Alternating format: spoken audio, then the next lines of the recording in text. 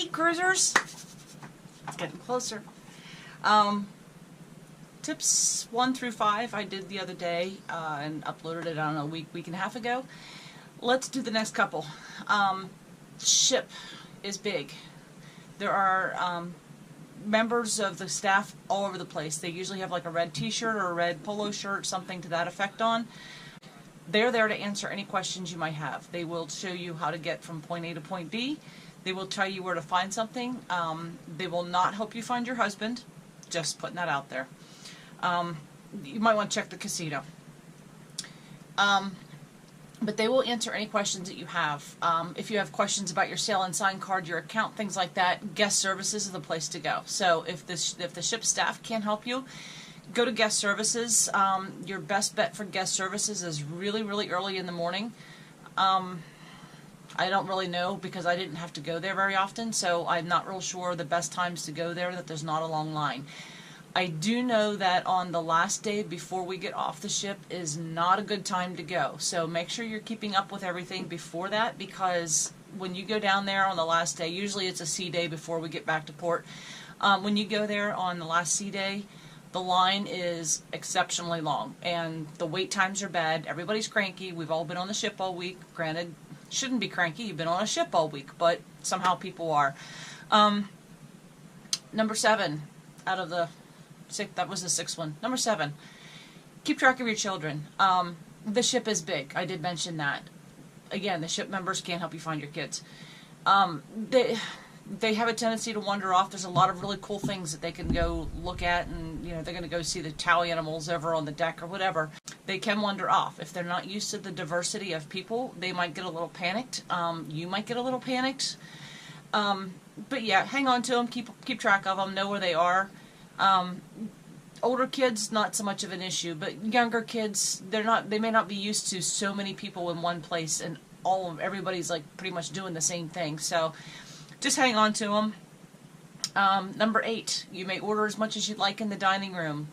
They may put a limit on how many lobsters you order on formal night, but it is a great opportunity for adults and kids alike to try things they may not have tried before, or try things that they may not get to try again. So order everybody a lobster tail. If your kids don't like it and you do, that's more for you. If you order everybody one and nobody likes it, send them to my table. I'll be more than happy to take care of it for you.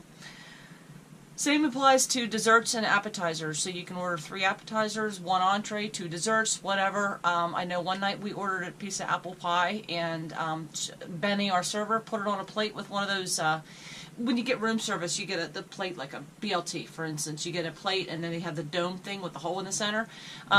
You'll get that on top of your apple pie is what we got, and we took it back to the room. We went and got some ice cream later, and we had some apple pie a la mode. It was wonderful. Number 9, regarding your passport. Whether you decide to leave it in the ship safe, because there's one inside your stateroom, in your closet there's going to be a little safe. Sometimes they are keypad, sometimes they are activated with an old gift card, like the magnetic stripe on an old gift card.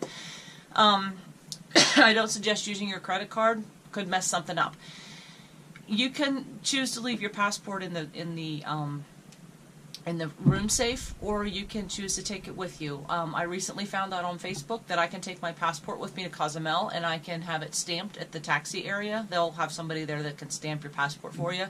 The cool thing about passports is you can go all over the country, or all over the world, and get your stamps at the different places. Well, because we are leaving from and coming back to Miami, we're not going to have to worry about customs in any of those areas to get stamps. So I'm going to get my passport stamped in Cozumel whenever I go. I'm not sure if it's going to cost me anything, but I'm going to give it a shot.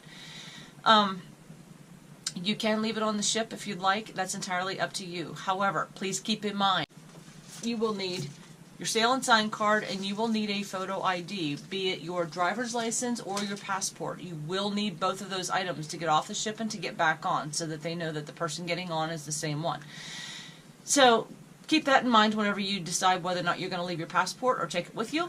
I kept ours with us, but only because I thought I didn't have any other choice. That's what I used as my photo ID. So, alright, that was tips 6, 7, 8, and 9. I'm sure I'm going to have some more. I already have more written down, but I'm not going to make it a long video. So that is my tips for the day. If you have any questions, drop them in the comments down below. If you have anything else you'd like to add to that, also comment on it. Visit mydreamboatvacation.com for the group cruises we have coming up. At the bottom of each cruise description, there's a link. It says to reserve your cabins. Click here. Click on that. It'll fill out, or you can fill out the form that's specific to that particular group cruise. If you don't see anything there you like, go to the Contact Us page and click on the link there. And again, you'll fill out a form. When you click submit, it's going to automatically send it to me in my email, and I will get back to you and find you the perfect cruise. Have a great day.